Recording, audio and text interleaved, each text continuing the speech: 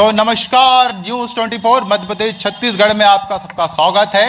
और 2024 के लोकसभा यानी कि 24 के रण का कारवा जो है वो अब पहुंच चुका है जबलपुर लोकसभा सीट में। जी हां, जबलपुर लोकसभा सीट यानी रानी दुर्गावती की रणभूमि का रण, वो जबलपुर लोकसभा सीट जहां पिछले 24 साल से सिर्फ एक पार्टी यानी बीजेपी का कब्जा है, वो लोकसभा सीट जहां 24 साल से कांग्रेस सुरखा झेल रही है और उसको बनवास अपना खत्म करने की लगातार कोशिश जारी है। तो क्या ये कोशिश 2024 के रण के इस बार कामयाब हो पाती है कांग्रेस या नहीं? ये तमाम चीजों को हम देखेंगे और समझेंगे और ये भी टटोलेंगे कि 2024 के मुद्दे क्या है, जनता क्या चाह रही है और सरकार ने जो वादे किए हैं, जो योजनाएं गिनाई है, उनका फीडबैक क्या है और जमीन पे क्या वाकई में इम्प्लीमेंटेशन सारी चीजें हुई है या नहीं हुई है, ये तमाम चीज चोरी करेंगे। और संस्कार धानी में हम अपना ये 2024 का कारवा शुरू करने से पहले हम कोशिश ये करेंगे कि हम अपने संस्कार धानी के लोगों से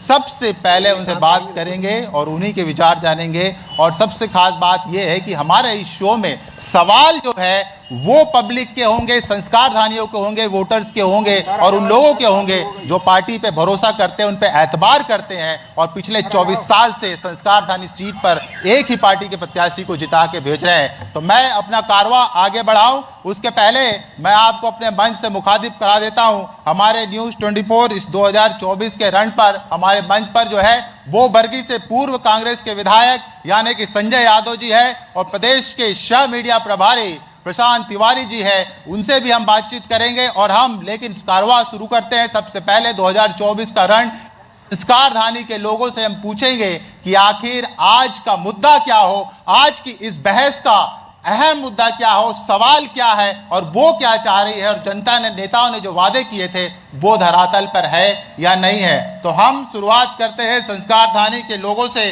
सबसे पहले सवाल कर लेते हैं, क्या संस्कार धानी के संस्कार क्या है? संस्कार धानी के संस्कार, आज का जो चुनाव है ये पहला चुनाव ऐसा है जिसमें मतपत्र मतपेटी में डाले जा चुके हैं, सिर्फ गिनती होना बाकी है।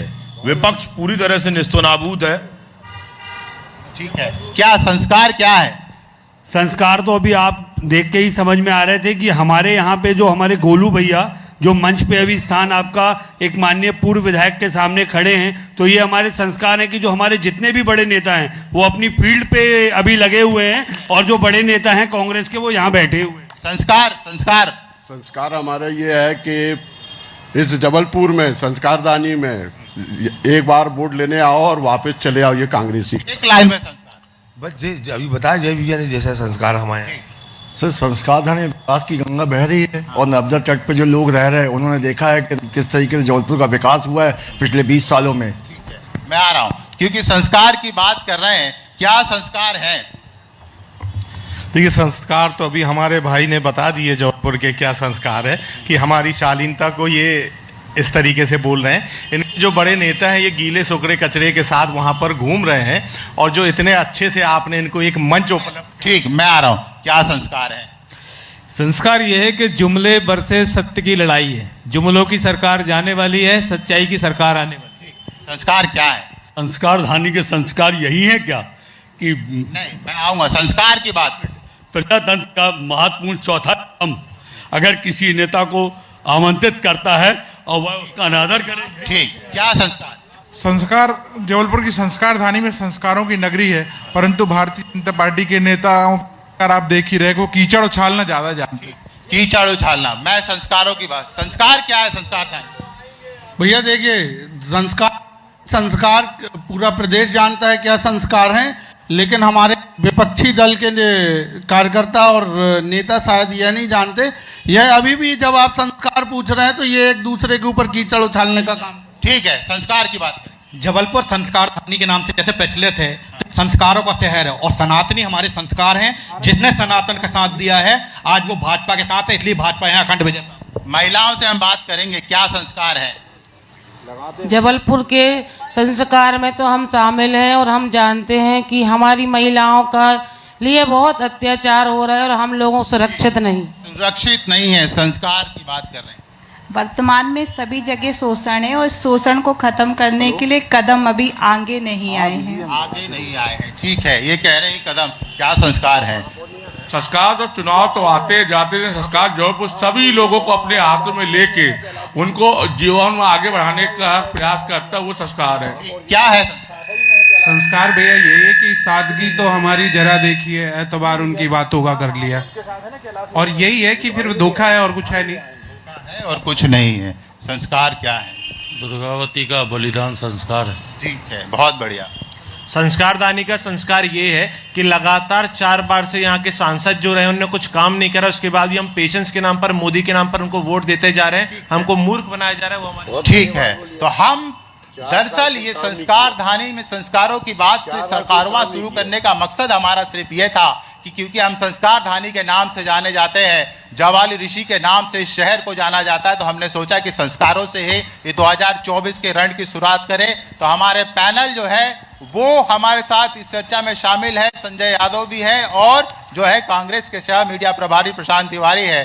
तो मैं सबसे पहला सवाल जो है वो किससे ले, तो पहला सवाल किससे किया जाए, क्योंकि सत्ता में जो बैठा है तो स्वाभाविक है पहला सवाल भी उसी से होना चाहिए, क्योंकि आपको जनता ने जिम्मेदारी दी है और 24 साल से आप इस जिम्मेदारी को निर्वहन कर रहे हैं। तो क्या ये मानते हैं कि आपने जो वादे किए थे वो वाकई में इंप्लीमेंटेशन हुए हैं? प्रशांत जी। जी निश्चित रूप से देखिए, हमारा भारत जो है वो लोकतंत्र का देश है। यहाँ व्यक्ति एक आड़ में जाकर अपने मत का प्रयोग करता है, बिना दबाव के, बिना लालच के, बिना उसको किसी प्रकार का भय, लोभ या लालच दिखाकर कोई भी पार्टी अपने वश में नहीं कर सकती। अगर वो अच्छा काम करेगा, निश्चित रूप से गुड गवर्नेंस को डिलीवर करेगा, आम जनता के, गरीब व्यक्ति के लिए सोचेगा, सुविधाएं मुहैया कराएगा, तो निश्चित रूप से उसको जनता मौका देगी। और यही कारण है कि 27 साल से जबलपुर में भारतीय जनता पार्टी का सांसद लगातार जीतता आ रहा है। और हमने जो काम पिछले 10 वर्षों में, माननीय मोदी जी जब से 2014 में प्रधानमंत्री बने, उसके बाद से जो यहाँ ट्रिपल इंजन की सरकार लगी, आप देखिए कि करीबन 25,000 करोड़ रुपए के काम हुए हैं। अभूतपूर्व संरचना बदली है जबलपुर की। आज जबलपुर जो पिछड़ा एक गांव की दृष्टि में था, आज आप देखिए कितना अच्छा शहर हो गया। चाहे एयरपोर्ट ले लीजिए, बस स्टैंड ले लीजिए, रोड ले लीजिए, चाहे शिक्षा के क्षेत्र की बात ले लीजिए, चाहे चिकित्सा की क्षेत्र की बात ले लीजिए, निश्चित रूप से उसमें उन्नति हुई है। लोगों का जीवन स्तर ऊपर उठने का काम भारतीय जनता पार्टी ने किया है। माननीय नरेंद्र मोदी जी ने अपनी हर योजना से गरीब को फायदा पहुंचाने का काम किया है, जिसके तहत आप देखिए 3.5 करोड़ घर पूरे देश में बने, जिसमें 1.5 लाख के करीबन जबलपुर लोकसभा में बने। 3.5 लाख बहनों को लाडली बहना का लाभ मिल रहा है। 1.5 लाख बहनें, उसमें हमारी जबलपुर की मुसलमान बहनें हैं।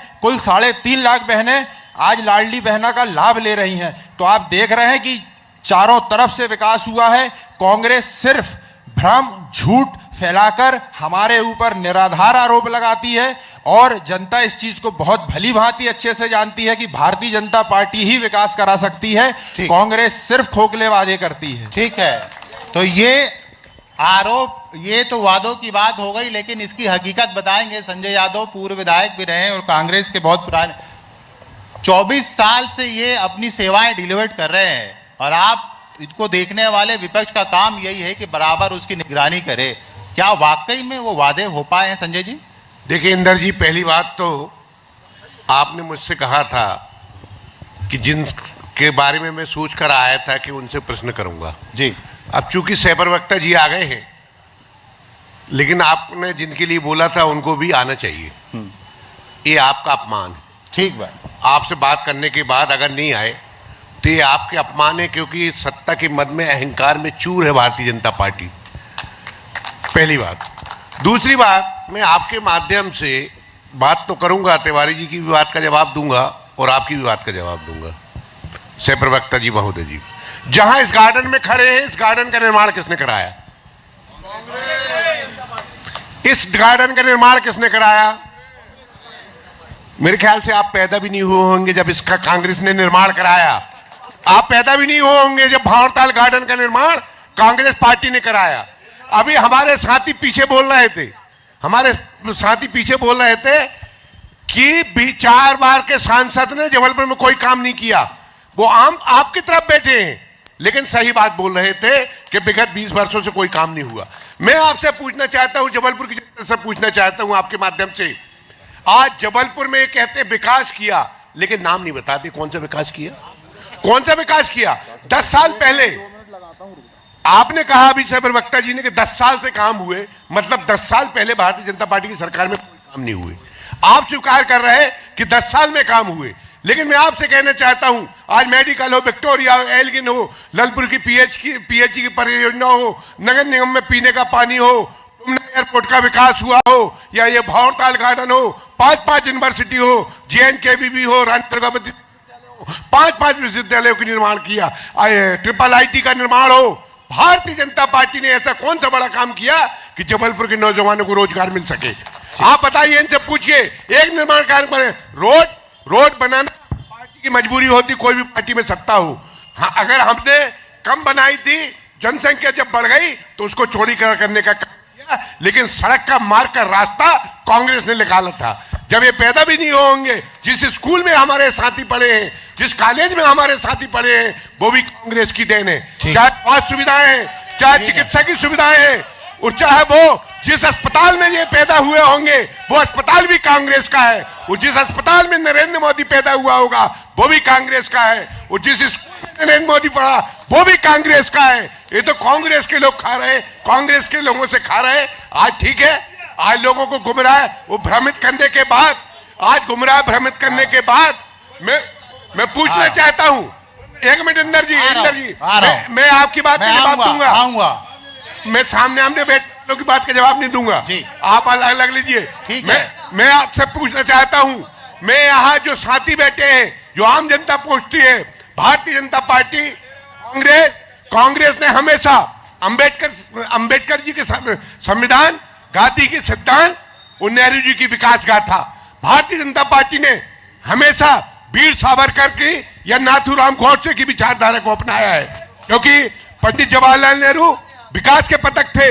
आज मैं पूछना चाहता हूं भारतीय जनता पार्टी से कि बरगी डैम का निर्माण हुआ, भारतीय जनता पार्टी पैदा भी नहीं हुई होगी। वो बरगी डैम के माध्यम से जबलपुर के ग्रामीण क्षेत्रों में जितना नहरों का जाल बिछाया, उस नहर को आगे बढ़ाने का काम भारतीय जनता पार्टी नहीं कर पाई। तो जितने बड़े बड़े काम है वो कांग्रेस की देन है, भारतीय जनता पार्टी ने लूटने के अलावा कुछ नहीं किया। आ रहा हूं, ले लिया आपका जवाब जी। एक ही शब्द में जवाब देना चाहूंगा, बड़े भाई ने जो कहा कि हो सकता है कि मैं पैदा नहीं हुआ था जब ये गार्डन का निर्माण, लेकिन मैं आपको बताना चाह रहा हूं कि जब से मैंने होश संभाला है, हो सकता है ये गार्डन का निर्माण कांग्रेस ने कराया हो, लेकिन जो इसका सौंदर्यीकरण आप देख रहे हैं ये भाजपा की सरकार ने किया है। जो हॉस्पिटल कांग्रेस गवर्नमेंट ने बनाए होंगे उसमें अच्छा इलाज भाजपा सरकार ने दिया। आपको ऐसा लगता जरूर है कि आपने नींव रखी है, मगर सवारों पोतों के नहीं, आपने नींव रखी है, लेकिन जो भी चीजें आज आम जनता को सुविधा दी जा रही है, बिगड़ नींव के स्लैब द्वारा दी जा रही है। उनसे पूछो, बिगड़ नींव के स्लैब कहां से डालोगे? देखिए, मैं आपके माध्यम से कहना चाहूंगा इंदल जी कि ये अभी माननीय भाई साहब जो बात कर रहे थे कि क्या विकास किया, मैं इनको बताना चाहता हूं कि इनकी सरकारों के टाइम पे टीबी जैसी बीमारी के इंजेक्शन बनाने के लिए 20 वर्ष लग जाते थे। हमारी सरकार में कोरोना जैसी भीषण महामारी में 1 वर्ष के अंदर निःशुल्क वैक्सीन वितरण करने का काम हमारी भाजपा सरकार ने किया है। और मैं बताना चाहूंगा, भाई साहब जो कह रहे थे कि महात्मा गांधी जी की बात करी उनने, माननीय महात्मा गांधी जी का अगर किसी ने सही उस मार्ग को पृथक किया है तो वो भाजपा के लोगों ने किया है, क्योंकि महात्मा गांधी जी ने अपनी अंतिम सांस में भी कहा था हे राम, और उस हे राम को चरितार्थ करने का काम अगर किसी ने किया है तो वो भारतीय जनता पार्टी ने किया है। अगर चरितार्थ करने का काम किया है किसी ने तो भाजपा ने किया है। वो भाई साहब बता रहे थे कि अभी कि बहुत महात्मा गांधी जी ने नींव रखी, महात्मा गांधी जी गोडसे, तो नींव रखी है तो जैसे अभी हमारे माननीय बता रहे थे, नींव रखी है और जनता ने आपको आशीर्वाद दिया है तो सौंदर्यीकरण तो करना पड़ेगा ना। आप अभी बता रहे थे कि महापौर जी आने वाले हैं, उनका मुंह नहीं हुआ यहाँ पर आने का। हम लोग को अपनी आँख छुपाना पड़ता अगर वो यहाँ पर आ जाते। आज बीच में घूम रहे हैं गोरखपुर में, सीधे सीधे दिख रहे हैं रोड में, पर आप जनता से मुंह नहीं मिला पा रहे हैं। अभी कुछ कार्यकर्ता बोल रहे थे कि भाई साहब हम लोग किसकी बुराई कर दें, कल पता चले आपको हमको भाई साहब बोलना पड़े। तो ये दर्द भारतीय जनता पार्टी के कार्यकर्ताओं में भी है। ठीक है, क्या ये वाकई में ये स्थिति है? क्या ये स्थिति है मुंह छुपाने वाली जो बात हो रही है? कोई भारतीय जनता पार्टी के कोई भी ऐसे नेता मुंह नहीं छुपा रहे हैं, ये कांग्रेस का वहम है। हमारे पास काम इतना, हमारे नेता जनसंपर्क में लगे हैं, जनता के बीच में हैं, हम लोगों को यहाँ पहुँचाया गया है, हम लोग पर्याप्त हैं। अभी जैसे माननीय पूर्व विधायक जी कह रहे थे, इनके गृह विधानसभा पश्चिम विधानसभा में देख ले जाके मेडिकल में स्पेशल सुपर लिस्ट जो आई हुई है, 25 रुपए की सिर्फ रसीद कटती। वहाँ मेडिकल मानते हैं इन्होंने बनवाया होगा, पर वहां पे लाके बनवाया आज एक से एक बड़े बड़े बनवाया ऑपरेशन करवाने का काम ये भारतीय जनता पार्टी की देने की, कोई दूसरी पार्टी की देन नहीं है। काम की बात उन्होंने की है। 4500 करोड़ की जो रिंग रोड बन रही है वो किसने बनाई? जो आपका फ्लाईओवर बन रहा वो किसने बनाया? जब आपका इटारसी से मानिकपुर तक इलेक्ट्रिफिकेशन का काम किसने किया? अगर आप गोंदिया को ब्रॉड गेज देखते तो किसने करवाया? अगर आप देखते जबलपुर से नागपुर, जबलपुर से रीवा, जबलपुर से भोपाल, अगर जो रोड बनाई हुई है 4 लेन वो किसने बनाई हुई है? अगर आप देखते 27 टंकी पानी की जिससे गरीबों को पानी मिल रहा है वो किसने बनाया? भारतीय जनता पार्टी ने बनाया। इन्होंने किया क्या? इस गार्डन का विकास, 4 तालाब जिसमें गलौआ ताल है, उसके बाद संग्राम साहब, ऐसे 4 तालाबों का जीर्णोद्धार किसने किया? भारतीय जनता पार्टी ने किया। पुरानी बावलियों का जीर्णोद्धार किसने किया? भारतीय जनता पार्टी ने किया। आज जबलपुर का डेवलपमेंट आप देख रहे हैं, भारतीय जनता पार्टी ने किया। बैठिए, मैं आ रहा हूँ। क्या वाकई में न्यू रख देने से काम चल जाता है? इम्प्लीमेंटेशन भी एक बहुत जरूरी है। शायद यही वजह है कि 34 साल से जो है कांग्रेस सूखा है। देखिए इंदर जी, दादा ने प्लाट खरीदा, लड़के ने पिता ने मकान बनाया, लड़के ने उसको रंग रोगन पोत के बैठ गया और बोलता दादा और पिता ने क्या करा। तो भारतीय जनता पार्टी के पास बताने को कुछ नहीं है। जो कांग्रेस की उपलब्धि, हाँ एक उपलब्धि जरूर है कि जो दादा ने प्लाट खरीदा था वो प्लाट को बेच बेच के ये खा जरूर रहे, खा रहे हैं जी। लोकसभा में आपने देखा होगा समाचार न्यूज चैनलों के माध्यम से, जबलपुर शहर के सांसद ने आज तक जबलपुर के हितों की एक भी आवाज बुलंद नहीं करी। जबलपुर शहर की फैक्ट्रियां बिक गई, वो चुपचाप रहे। निजीकरण के माध्यम से आरक्षण समाप्त किया जा रहा है। और आपने देखा होगा कि ओबीसी के मामले में, ओबीसी की जाति जनगणना के मामले में देश की जनता पुकार रही है, लेकिन यहाँ के सांसद चुपचाप रहे। आज तक लोकसभा में जबलपुर शहर के हितों के लिए अगर उन्होंने आवाज उठाई हो तो इसका प्रमाण दें। आवाज जब उठ नहीं रही है तो फिर सरकार में कैसे?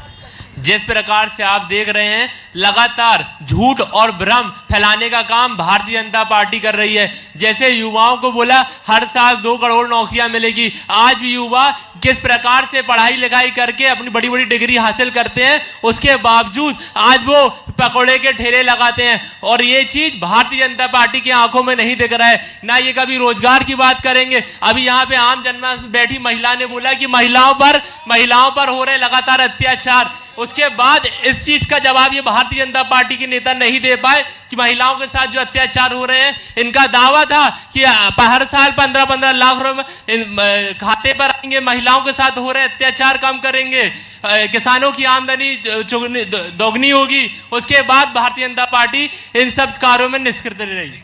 मेरे साथ कुछ महिला संगठन की महिलाएं भी आई है, मैं उनसे मिलूंगा। क्या मुद्दे हैं इस पर?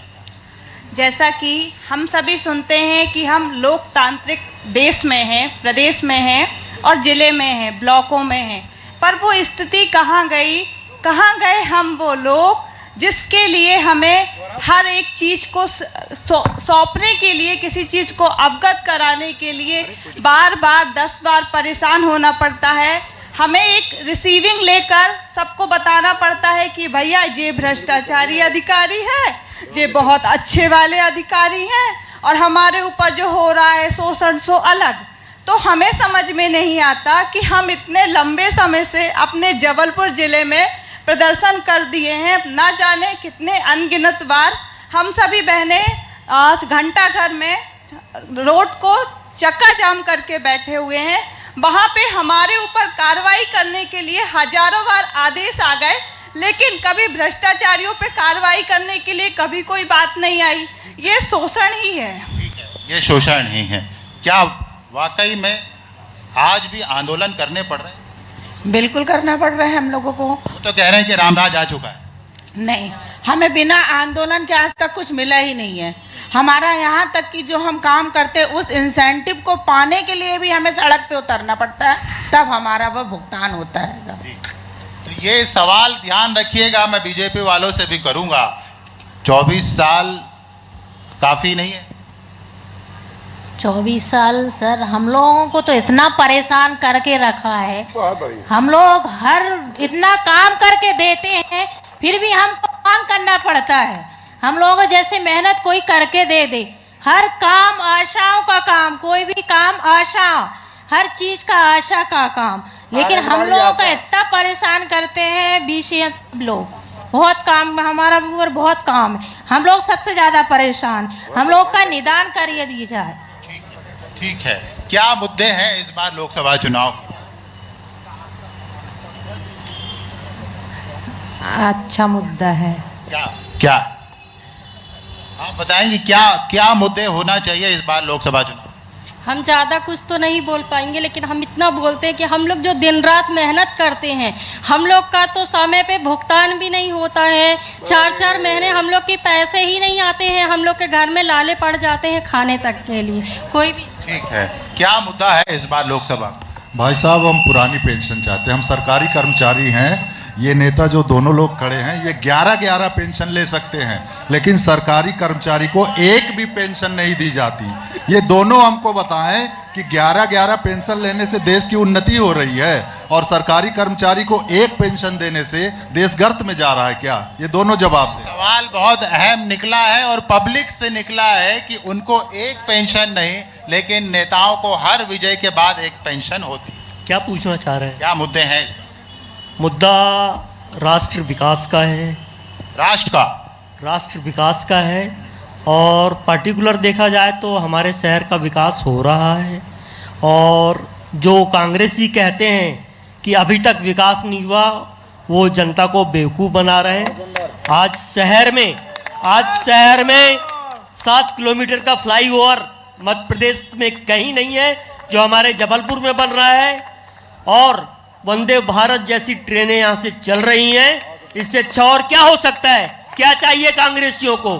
क्या मोदी जी अपनी गर्दन काट के दे दें? भ्रष्टाचारियों को जेल पहुंचा रहे हैं, केजरीवाल जेल जा रहे हैं, सब जेल जाएंगे। जो भ्रष्टाचार करेंगे वो जेल जाएंगे। ना मोदी जी का नारा है, ना खाऊंगा ना खाने दूंगा। ठीक है, क्या मुद्दा रहेगा? भ्रष्टाचार की जड़ें इतनी मजबूत है, कांग्रेस सरकार ने इतना भ्रष्टाचार किया है, और जो भी सौंदर्यीकरण का काम ये बोल रहे हैं कि हमने किया है। आज हम 35 साल बाद इस भंवरताल गार्डन में आए हैं। जब हम इसमें आते थे, कोई व्यक्ति यहाँ मिलता नहीं था, इतना सौंदर्यीकरण नहीं था। आज देखा जाए तो माताएं बहनें, इतना सौंदर्यीकरण हुआ है बीजेपी सरकार में, और सभी यहाँ। ये काफ़ी है मुद्दा। भारतीय जनता पार्टी ने विकास तो किया है, लेकिन महंगाई कंट्रोल नहीं कर पाई। तो महंगाई भी जो है एक मुद्दा है। ठीक है, हम बात कर रहे थे। हाँ बोलिए। मैं जो है जबलपुर में, मुझे 3 महीना हुआ आए हुए यहाँ पे, तो मैंने यहाँ देखा कि यहाँ पे जितने भी सरकारी षड्यंत्र है, जैसे बरेला चले जाइए, इधर चले जाइए, बहुत ढीले हैं। आज की घटना है कि सुबह सुबह जो है 11 बज रहे थे, वहाँ का पोस्ट ऑफिस नहीं खुला था। मतलब एक चीज़ तो समझ में आ रही है कि यहाँ पे जो कैपिटलिस्ट लोग हैं, पूंजीपति लोग हैं, वो अपना काम तो कर रहे हैं, पर सरकारी षड्यंत्र जो है वो पूरी तरीके से धीमा पड़ा हुआ है, उस पर कोई अंकुश नहीं है। सरकारी षड्यंत्र जो है उसको जो है कोई नियंत्रण नहीं है।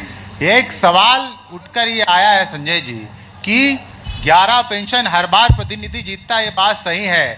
आपने हालांकि आपने कांग्रेस जब राजस्थान में और छत्तीसगढ़ में चुनाव लड़े थे तो आपने पेंशन का मुद्दा उठाया था, लेकिन मध्य प्रदेश में वो बात नहीं आ पाई। देखिए, ओल्ड पेंशन स्कीम हमारी जहां जहां सरकारें थी, चाहे छत्तीसगढ़ हो, चाहे राजस्थान रहा हो, और चाहे हिमाचल प्रदेश, यहाँ ओल्ड पेंशन स्कीम लागू हो गई। मध्य प्रदेश में हमारा मुद्दा था, ये भारतीय जनता पार्टी को ये बात मालूम थी कि भारतीय जनता पार्टी ने किस तरह से सेटिंग करके, और आज हमारी बहन बोल रही थी, आज भारतीय जनता पार्टी जो भी राजनीति करती है वो सरकारी मशीनरी का उपयोग करती है। आज अगर मध्य प्रदेश, कल मोदी जी आ रहे तो फरमान जारी हो जाएगा, सरकारी बसें चली जाएंगी, आशा कार्यकर्ता, आंगनबाड़ी कार्यकर्ता, ग्राम पंचायत सचिव, रोजगार सहायक, इनको कहा जाएगा कि आपको बस भरवा के लाना है, कैसे भी बस भरवा के लाना है। आज इनके पास आम जनता किसी तरीके से आती नहीं किसी भी कार्यक्रमों में, क्योंकि इन्होंने धोखा दिया है, वादा खिलाफी की है, वो भ्रष्टाचार के नाम पे। अभी तक देश की आजाद भारत के बाद अगर सबसे भ्रष्ट सरकार होगी तो वो नरेंद्र मोदी की सरकार होगी, जो इलेक्ट्रिक बॉन्ड के माध्यम से जो गौ हत्या करते हैं, जो गौ का मांस बेचते हैं, उनसे 55,000 करोड़ की राशि नरेंद्र मोदी की भारतीय जनता पार्टी लेती है। इससे बड़ा भ्रष्टाचार क्या हो सकता है कि इलेक्ट्रिक बॉन्ड के माध्यम से जो भ्रष्टाचारी हैं, जिनके यहाँ IT का छापा डलना था, जिनके यहाँ रेड पड़ना थी, उनसे चंदा ले लिया, उनको माफ कर दिया। जो पुलिया बनाने वाले, ठेका बाद में दिया, पहले चंदा वसूल कर लिया। तो स्वतंत्र भारत के इतिहास में मोदी से बड़ा भ्रष्ट प्रधानमंत्री न पैदा हुआ है और न होगा। ठीक है प्रशांत जी, क्या पुरानी पेंशन का मुद्दा यहाँ पर उठा है, क्या आपकी सरकार ने आखिर उस पर कमेंटमेंट क्यों नहीं किया? देखिए, निश्चित रूप से भारतीय जनता पार्टी का मुख्य उद्देश्य है कि गरीब व्यक्ति तक उसकी सहायता पहुंचने के प्रति हमारी सरकार, हमारे माननीय प्रधानमंत्री जी, हमारे मुख्यमंत्री जी प्रतिबद्ध हैं, और जो बेहतर इंतजाम किया जा सकता है वो किया जा रहा है। ये माननीय महोदय पूर्व विधायक जी अभी हमारी संगठन क्षमता पर आरोप लगा रहे थे। मैं आपसे पूछना चाहता हूं, यहाँ इतने कांग्रेसी भाई बैठे हैं, मेरे साथ पूरी संवेदनाएं हैं, मेरे सिर्फ इस बात का उत्तर दे दें कि आज तक जबलपुर में से कांग्रेस ने विधायक और सांसद सिर्फ बखरी और बंगले से ही चयन किए हैं। क्या कांग्रेस का कोई है, जितने आम कार्यकर्ता बैठे इनमें से कभी किसी को मौका मिला है? लोकसभा आज तक सुनिए बात को, लोकसभा बात हमारी सुनिए। लोकसभा भाई साहब एक मिनट, बीच में मैंने बीच में नहीं बोला था भाई साहब, मैंने बीच में आपको डिस्टर्ब नहीं किया था। लोकसभा कौन, भाई साहब एक मिनट, मैंने आपको बीच में डिस्टर्ब नहीं किया था।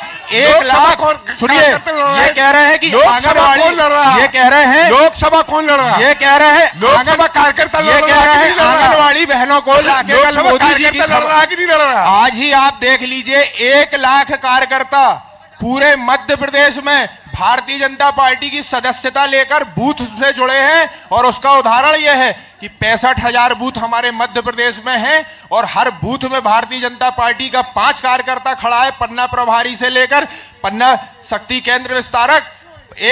65,000 बूथों में 5 खड़े, आप उसको हिसाब लगा लीजिए कितना होता है। हमने तो 1 लाख का टारगेट लिया था, 1 लाख के ऊपर कार्यकर्ता आज हमारे भारतीय जनता पार्टी से जुड़े हैं। ये क्या हमारी संगठन क्षमता को समझेंगे, जो खुद ही संगठन नहीं बचा है, जहां खुद ही लोग सिर्फ विधायक के प्रति समर्पित हैं।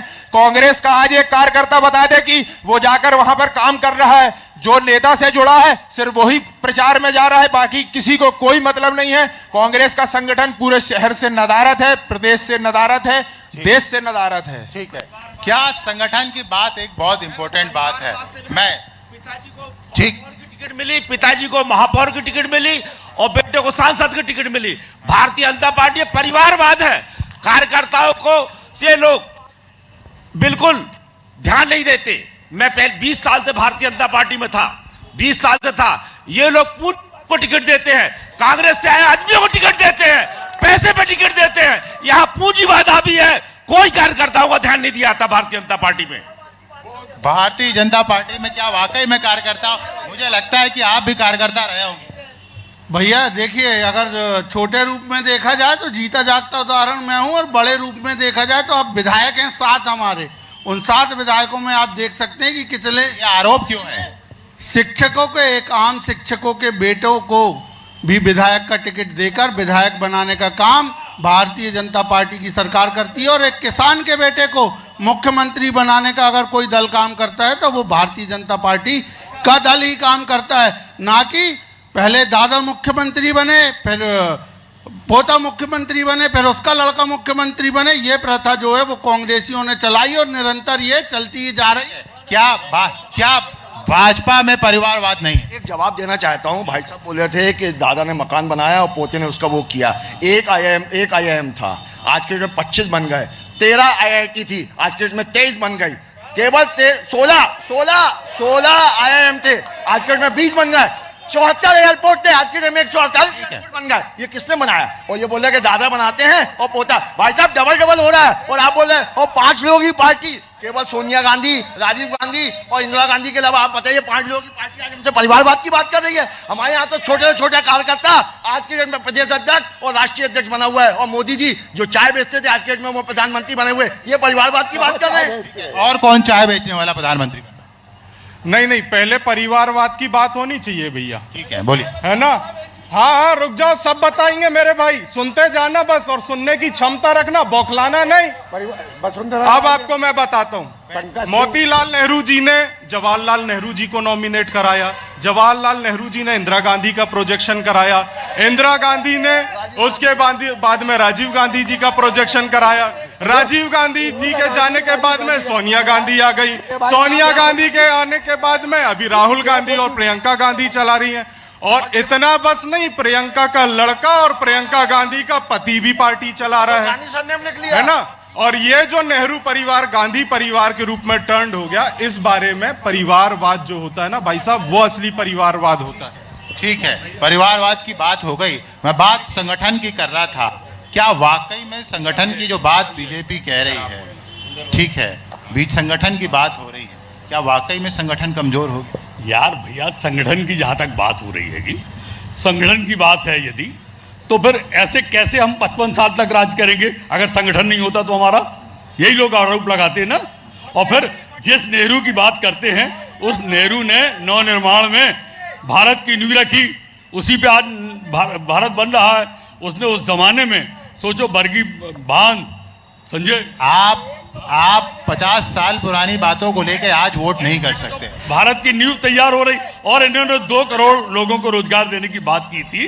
10 वर्षों में कितने लोगों को रोजगार दिया गया? और किसानों की आय डबल करने की बात की गई थी। आज किसानों की आय 27 रुपए पड़ रहे हैं, और महिलाओं पर अत्याचार की बात की गई थी।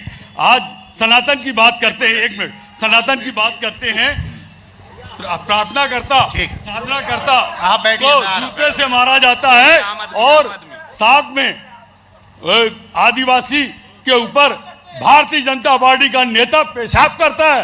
ये सनातन धर्म है क्या? ठीक है, आ रहा हूं। देखिए, पहले तो मैं थोड़ा सा आपसे समय लूंगा। जैसा आपने बोला संस्कारों की बात से ये प्रोग्राम चालू हुआ है, तो माननीय मैं प्रदेश के हमारे सह प्रवक्ता जी को भी जानकारी देना चाहता हूं, और हमारे सांसद जी भी ये गलती कर चुके हैं। जो आपके लाइव इस चैनल के माध्यम से डिबेट चल रही है, और उन्होंने फिर वो चीज दोहराई है कि जबलपुर एक गांव था। जबलपुर मध्य प्रदेश के 5 महानगरों में उसकी गिनती आज से नहीं, सदियों काल से होती आ रही है। तो ये इनकी गलती थी, तो ये मैं कहना चाहता हूं। दूसरी चीज, जो इन लोग सत्ता के लोभ और माया में आज भारतीय जनता पार्टी उड़ रही है ना, ये कांग्रेस की देन है, जो मजबूत पेड़ लगाती है और उसको सिंचित करके, और उसमें जब फल उगाता है तो ये व्यावसायिक भारतीय जनता पार्टी है। ये फल तोड़ के व्यापार करती है, जो नेताओं को कांग्रेस के ले आती है। अगर ये इतने ईमानदार हैं, तो मेरी सिर्फ 2 शर्त है। मैं एक आम आदमी हूं कि मोदी जी बैलेट पेपर से चुनाव करा के दिखा लीजिए, मैं स्वयं वोट डालूंगा। अगर उनकी हिम्मत है तो बैलेट पेपर चुनाव कराइए। दूसरी चीज, अगर ये ईमानदार है तो ये चोर वाली पार्टी जिनको ये बोलते हैं कांग्रेस, आम आदमी और जमाने की पार्टियों के लोगों को क्यों शामिल करते? क्यों? ये खुद कहीं ना कहीं चोर हैं, और ये तो बहुत बड़े डकैत हैं जो चोरों को शामिल करते हैं। हम ये जानना चाहते हैं कि आप बोलते 24 साल से बीजेपी की सरकार है, अच्छी बात है, जनता का जनमत था, वो सरकार बनी। लेकिन 20 साल के अंदर हम सांसद महोदय जी से पूछना चाहते हैं कि आप अपने 20 काम गिना दीजिए रोजगार को लेकर एक भी अगर जबलपुर में रोजगार उपलब्ध कराए हों। अब कहते हैं कि फ्लाईओवर बनाया, फ्लाईओवर वाली जो कंपनी है उससे कितने करोड़ रुपए का इन्होंने चंदा लिया है, जब जाके ठेका दिया है। एक दूसरी बात, जहां पर जबलपुर में बड़ी बड़ी जो कंपनी आई है, कंपनियों ने कितने यहाँ के मजदूरों को काम दिया है, तब की नियम ये है कि 50% लोग जबलपुर के ही लोकल लोग काम करेंगे। एक भी लोगों को, मजदूरों को काम नहीं दिया। इन्हें बाहर के लोगों को बुलवा के काम दिया है और कंपनियों से कमीशन खाया है और रोजगार जीरो है। एक बड़ा अहम मुद्दा है और मुद्दा यह है रोजगार का। आप रोजगार पे बात करिए, रोजगार का एक मुद्दा निकला है। रोजगार पे बाद में बात करूंगा जी। मैं एक चीज पे बात करूंगा कि हमारे एक मिनट आप बैठ जाइए। कांग्रेस ने सन 1947 के बाद कांग्रेस ने मुसलमानों को क्या दिया, मैं बता रहा हूं क्या दिया। पावर लूम था, पावर लूम का बेड़ा निकल गया जिससे वो कपड़ा बनता था। मुसलमान बीड़ी बनाते थे, शोषण के सिवा कुछ नहीं, नौकरी चाकरी नहीं, उनका शोषण कर करके मुसलमानों को घर कर दिया। मोदी जी जब से आए हैं मुसलमान को हर चीज का लाभ मिला। और मुसलमानों की दुर्दशा देखो जाके, मुसलमानों की दुर्दशा देखो जाके, आज उनके घरों में नौकरी नहीं है, ई रिक्शा चला रहे हैं। कांग्रेस उस जमाने में रिक्शा चलाने के लिए मुसलमान इनके चक्कर काटता था, इनके चक्कर काटता था। 3000 के रिक्शे के लिए पैडल। आज मोदी जी ने ई रिक्शा, इलेक्ट्रिक रिक्शा। हम ये सवाल करना चाहते हैं कि मुसलमान को मुस्लिम वोट समझ के आपने जब से, आज वही मुसलमान तुमको खा गया। आज मोदी की तरफ क्यों जा रहा है?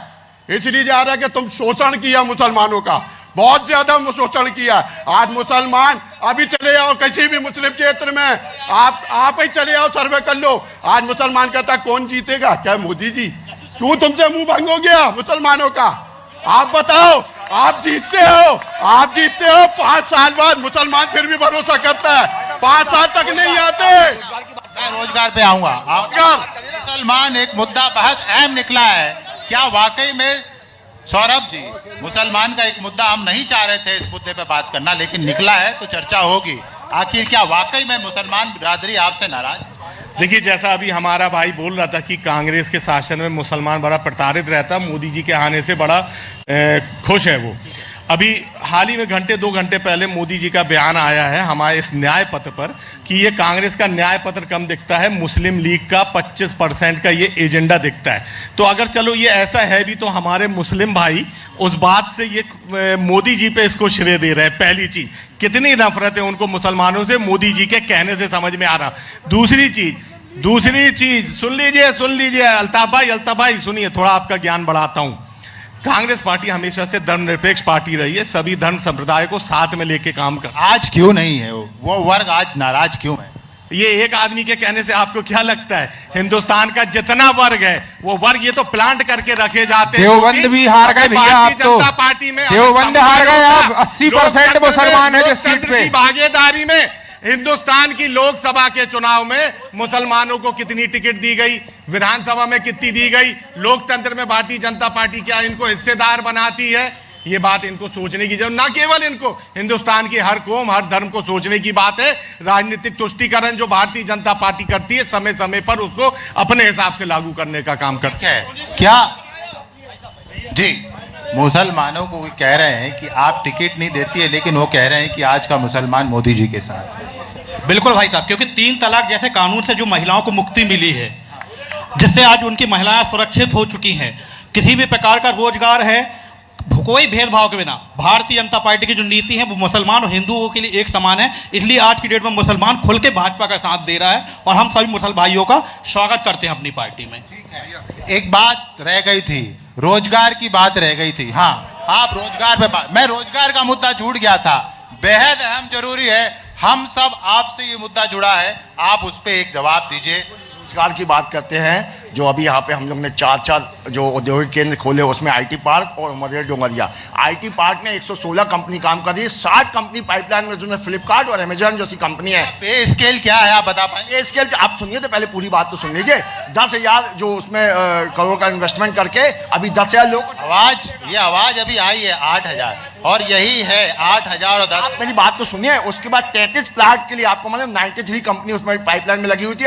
83 रुपए का जो रेट था वो 300 रुपए में बिक रहा है। उसके बाद अगर आप देखेंगे तो यहाँ मनेरी के पास अगर आप देखेंगे तो वहां पे अगर आप देखेंगे तो वहां पे रेल नील का प्लांट है, IPCL का बॉटलिंग प्लांट है, फ्लिपकार्ट का, ये सब कंपनियां यहाँ काम कर रही है और 50,000 से ज्यादा लोग मनेरी चारों उद्योगों में यहाँ पे काम कर रहे हैं और ये बोले उद्योग की बात कर रहे हैं, रोजगार की तो पूरी संभावना है। मैं आ रहा हूं क्योंकि रोजगार की बात हो रही तो सबसे पहले हमारे साथ वो युवा भी है, उनसे पूछ लेते कि वाकई में जो रोजगार की बात हो रही है क्या अब वही जमीन पर उतर रहा है या नहीं, क्या स्थिति है? रोजगार की ऐसी बात है कि पेटीएम आई रही टेक्नो पार्क में, राकेश सिंह जी ने पेटीएम बंद करा दिया, HCL आने करा उन्हें SCL बंद करा दिया, हेक्सावेयर में इंटर्नशिप करा रहे ज्ञान गंगा कॉलेज। जवाब लेंगे प्रशांत जी आपसे, इसका जवाब आपसे लेंगे, सुनिएगा।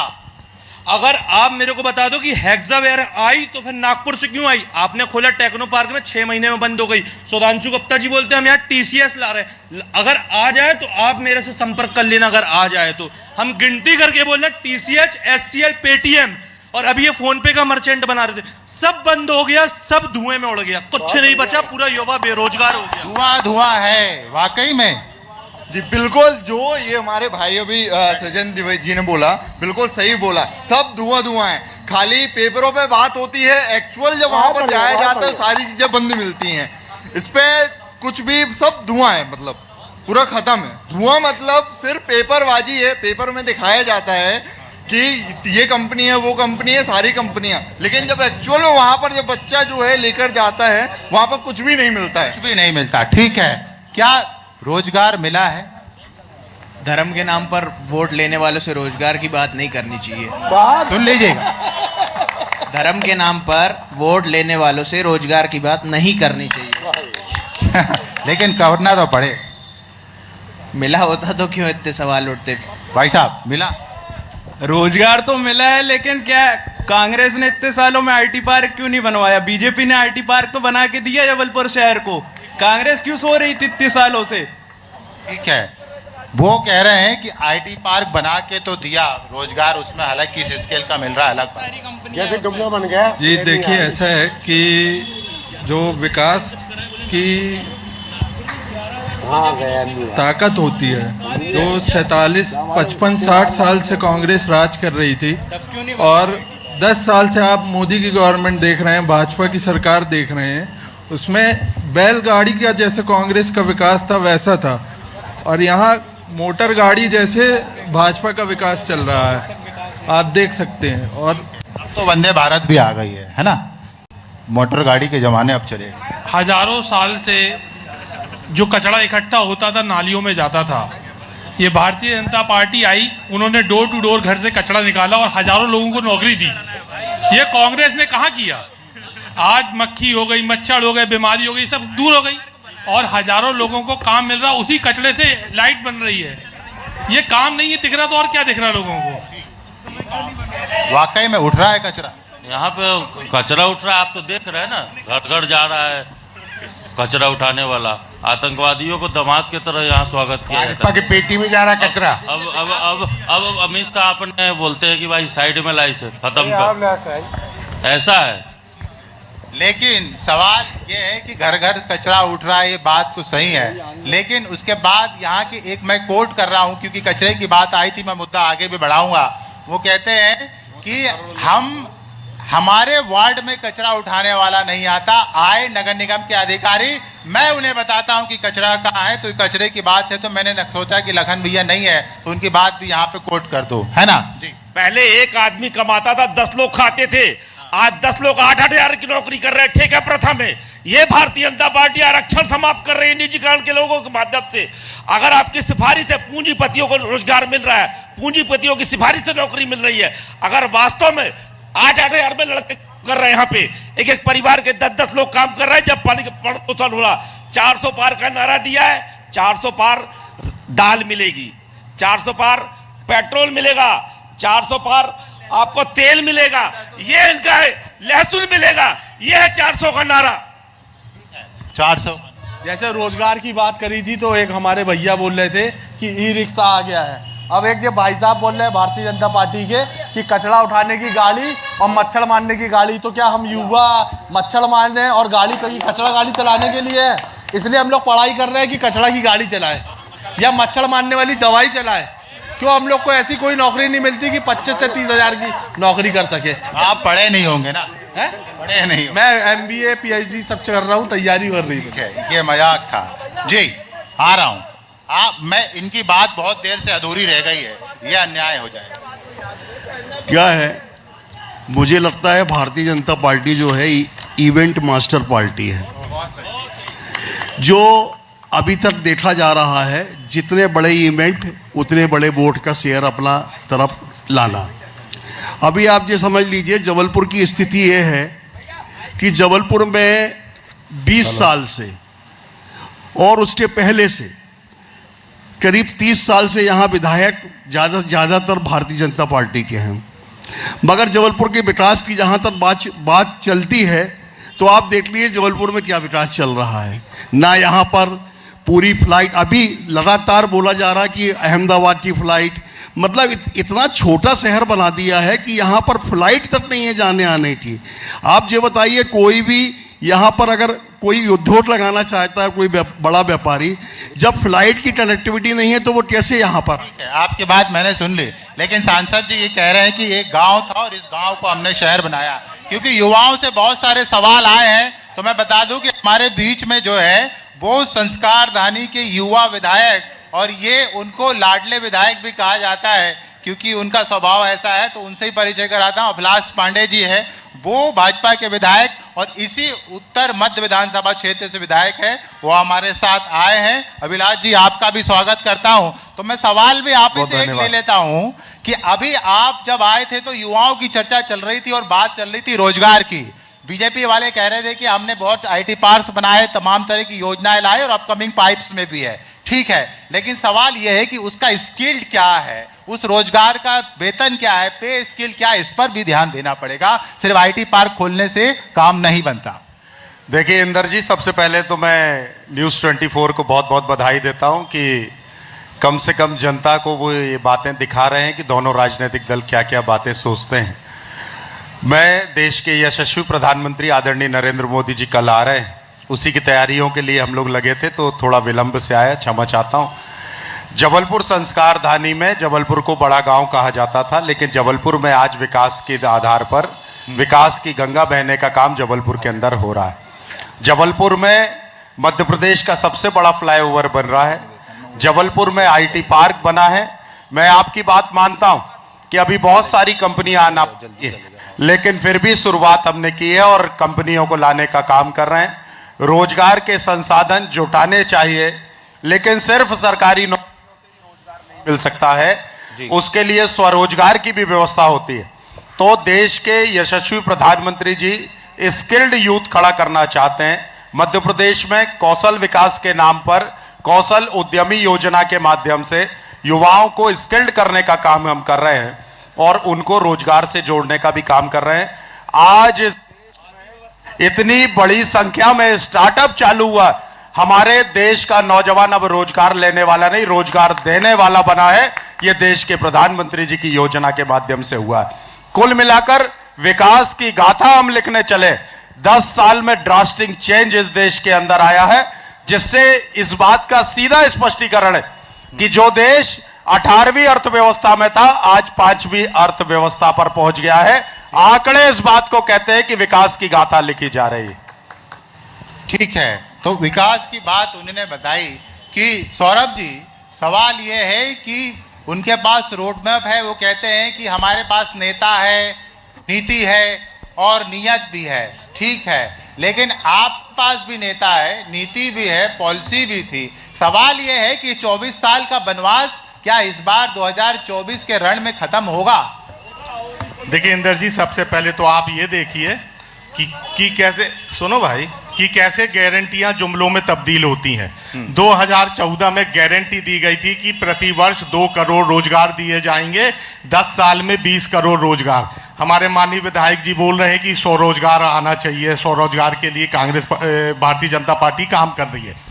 माननीय मोदी जी बोलते थे कि हमारा पड़ोसी देश हो चाहे दूसरे दूर का देश हो, हिंदुस्तान की तरफ आंख उठा के नहीं देख सकता। कल इनका एक केंद्रीय मंत्री बोलता है कि चाइना ने जो जमीन के हिस्से हिंदुस्तान के कब्जे करे हैं, ना केवल कब्जे करे बल्कि चाइना ने अपनी सभ्यता और संस्कृति के आधार पे उनका नामकरण भी कर दिया है। इनका मंत्री बोलता है कि चाइना एक बहुत बड़ी शक्ति है, उससे हम नहीं लड़ सकते। माननीय नरेंद्र मोदी जी बोलते थे कि इस देश में लोकतंत्र कायम रहेगा, संविधान की रक्षा रहेगी। इनके मंत्री बोलते हैं कि हमको 270 सीट दिलाओ, स्पेशल मेजोरिटी दिलाओ, हम इस देश का संविधान बदल देंगे।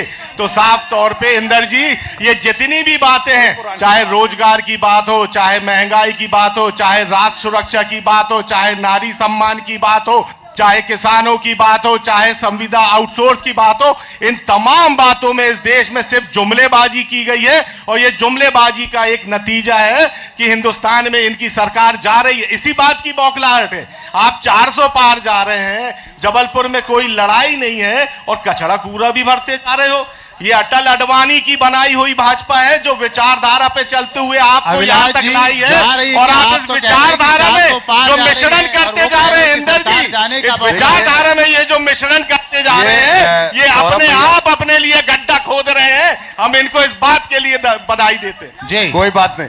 सौरभ भैया बहुत सम्मानीय है और अभी नगर अध्यक्ष भी बने, उनको बहुत बहुत बधाई कांग्रेस परिवार की ओर से। धन्यवाद। और मैं आपको इस बात के लिए कहता हूं कि जिस चाइना की जमीन की बात आप करते हैं, संसद इस बात की गवाह है कि जब जवाहरलाल नेहरू इस देश के प्रधानमंत्री थे तब त्यागी जी ने यह कहा था कि चाइना भारत की जमीन पर कब्जा कर रहा है, और उन्होंने कहा था कि वो बंजर जमीन है इस देश में। सौरभ भैया एक मिनट हमारी अपनी बात को कह लेने दो। सौरभ जी आपने बोला, मैंने कोई बात नहीं करी। प्लीज मेरी बात कह लेने दो, मेरी बात कहने दो, एक डरपोक बयान दिया कीजिए, उसने देश को शर्मसार करा कि नहीं। अरे सौरभ भैया डरते हैं। अरे सौरभ भैया 400 पार है मेरे भैया, 400 पार है। डर रहा है 140 करोड़ की आबादी पूरे अंतर्राष्ट्रीय स्तर पर कलंकित करना। अल्लाह करने से हिंदुस्तान का आप बोल तो लेने दो, आपका मंत्री बोलने तो दो, अरे हमको बोलने तो दो, मगर हिंदुस्तान सौरभ भैया देखो, नेहरू जी की बात करो तो कांग्रेस बेचारी नाराज हो जाती है। मैं ये कह रहा हूं कि नेहरू जी को त्यागी सांसद ने ये बात कही कि यदि आप कहते हैं कि वो बंजर जमीन है तो मेरे सर पर भी बाल नहीं है, मेरी गर्दन भी उठाकर फेंक देनी चाहिए। ये नेहरू जी को जवाब दिया था त्यागी जी ने संसद के अंदर। ये काम कांग्रेस ने किया और पीछे ये मुगल काल की आज की मैं बात कर रहा हूं, वर्तमान की बात, आज की मैं बात कर रहा हूं आपसे। वर्तमान की बात नहीं होगी, तरीके से की बात नहीं होगी। कोई भी विदेशी ताकतें भारत के सामने आंख उठाने की हिम्मत नहीं करती। लोग यही प्रधानमंत्री से नहीं होता, लोगों की मंत्री सैनिकों के साथ उनके साथ फुटबॉल खेला जाता था। आज पाकिस्तान नजर उठाने के लिए पाता, प्रधानमंत्री